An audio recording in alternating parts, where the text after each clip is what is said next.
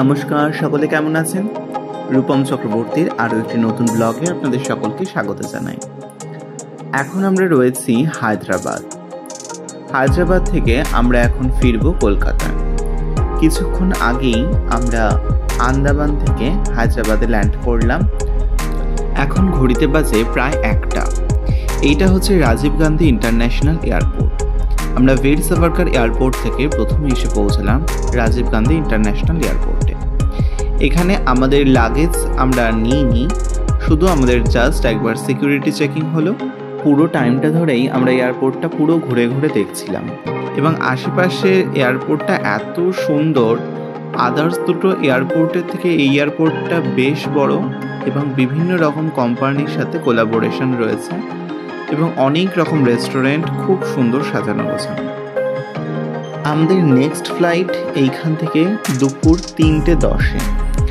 Checking পর্ব সম্পন্ন করে আমরা চলে এলাম আমাদের নির্ধারিত গেটটার সামনে, যেখান থেকে আমাদের নেক্সট ফ্লাইট। এই জায়গাটাতেই এবার আমরা ওয়েট করছি। আশেপাশ দিয়ে প্লেনগুলো উঠছে, কি সুন্দর লাগছে দেখুন। ওই দূর থেকে একটা ফ্লাইট উড়ে আসছে, কিছুক্ষণের মধ্যেই সেটা উড়ে যাবে আকাশে। দেখুন কি সুন্দর লাগছে দেখতে, তাই না?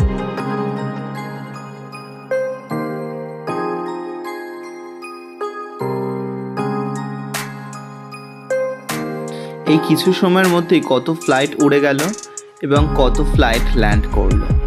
আশপাশ দিয়ে সব ফ্লাইটগুলো ওয়েট করছে, কোনোটা এখন আসলো, কোনোটা আবার নতুন করে যাওয়ার প্রস্তুতি নিচ্ছে।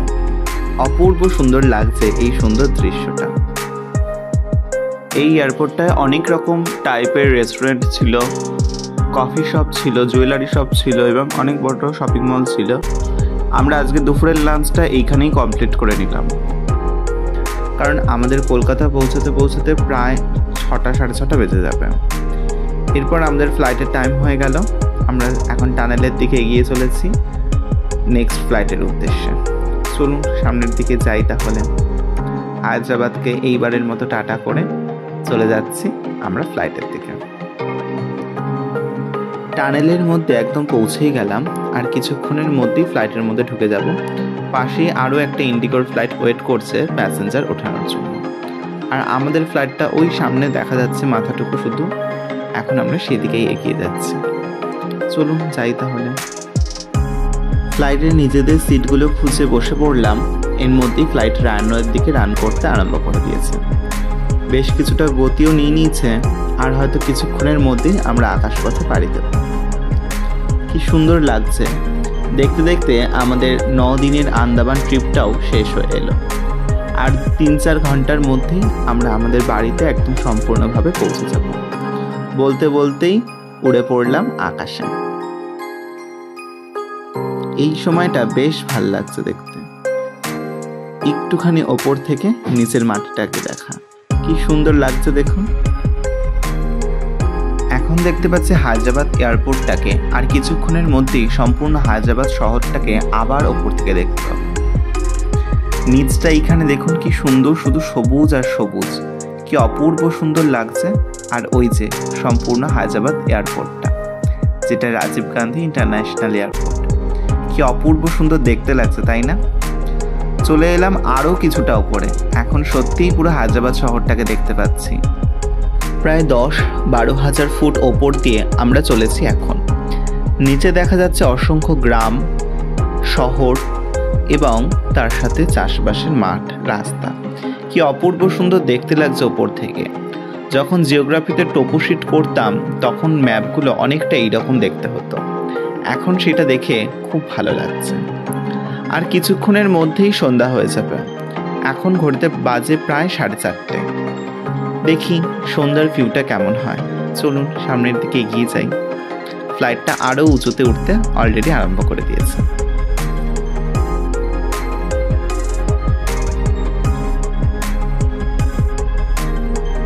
দেখতে দেখতে সন্ধ্যা হয়ে গেল। আমরা এখন রয়েছি প্রায় 30,000 ফুট ওপরে। সূর্যও অস্ত চলে গেছে এবং শুধুমাত্র তার আভাটাই রয়েছে আকাশে।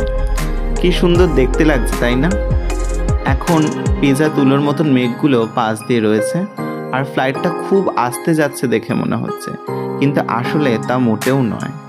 আন্দামান যাওয়ার জন্য মোট আমরা 3 বার ফ্লাইটে উঠলাম এবং 3 বার ফ্লাইট ভ্রমণ করলাম 3 রকম টাইমে। ভোরবেলার ফ্লাইটও দেখা হয়ে গেল আমাদের এবং দুপুরবেলা ফ্লাইট কেমন হয় সেটাও দেখা হয়ে গেল। এখন দেখতে পাচ্ছি সন্ধ্যাবেলার ফ্লাইট। সন্ধ্যাবেলাও আকাশ থেকে নিচটা দেখতে কি অপূর্ব সুন্দর দেখতে লাগছে দেখুন। নিচে ছোট ছোট বাড়িগুলোতে কি সুন্দর আলো জ্বলছে আর তার ওপর দিয়ে আমরা উড়ে চলেছি। আর এই জায়গাটা দেখুন, কলকাতা হয়তো ঢুকেই গেছি প্রায়। কেমন আলো গিজগিজ গিজগিজ করছে, মনে হচ্ছে রাত্রিবেলা নিচ থেকে আকাশকে দেখতে যেমন সুন্দর লাগে, আকাশ থেকে নিচটা দেখতেও একই রকম সুন্দর লাগে। আপনারা কি বলেন অবশ্যই কমেন্টে জানাবেন।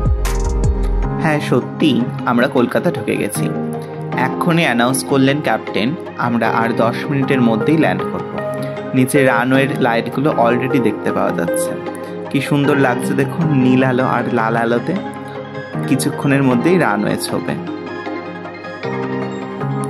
এইমাত্র আমরা রানওয়ে ছুলাম এবং ল্যান্ড করলাম কলকাতার ভূমিতে 9 দিন বাদে। কি সুন্দর লাগছে দেখুন এই রাত্রের ভিউটাও। সকালে যখন হায়দ্রাবাদে ল্যান্ড করেছিলাম তখন একরকম সৌন্দর্য লেগেছিল এবং এখন আবার অন্যরকম। ফ্লাইট থেকে নেমেই এবার এসেছিলাম বাসে করে। বাসে এসে সোজা নামালো এই লাগেজের জায়গাটাতে। এখান থেকেই সমস্ত লাগেজগুলো কালেক্ট করে নিলাম। এবার বাইরের দিকে এগোনোর পালা। ব্যাগগুলো সব কালেক্ট করে বাইরে চলে এলাম ক্যাবের উদ্দেশ্যে। এখান থেকেই ঝটপট করে ক্যাব বুক করে নিলাম। এখন শুধু বাড়ি যাওয়ার অপেক্ষা। 40 মিনিটের মধ্যেই আমরা একদম বাড়ি পৌঁছে যাব। আমাদের আন্দামান ট্রিপ সম্পূর্ণ হলো এইখানেই। চলুন যাই তাহলে এবার বাড়ির দিকে। শ্যামনগর ঢুকেই গেছি, আর কিছুক্ষণের মধ্যেই আমরা পৌঁছে যাব আমাদের বাড়িতে। আজ তবে এই পর্যন্তই। সম্পূর্ণ ব্লগটা কেমন লাগলো অবশ্যই কমেন্টে জানাবেন এবং আমার আন্দামানের ব্লগগুলো ভালো লেগে থাকলে আমার চ্যানেলটাকে সাবস্ক্রাইব করে আমার পাশে থাকবেন এবং আমার Facebook page Rupam Chakraborty official সেটাকেও ফলো করে রাখবেন। ধন্যবাদ সকলকে। সকলে ভালো থাকবেন, সুস্থ থাকবেন। দেখা হচ্ছে খুব শিগগিরই নতুন কোনো জায়গার ব্লগ নিয়ে। ধন্যবাদ সকলকে।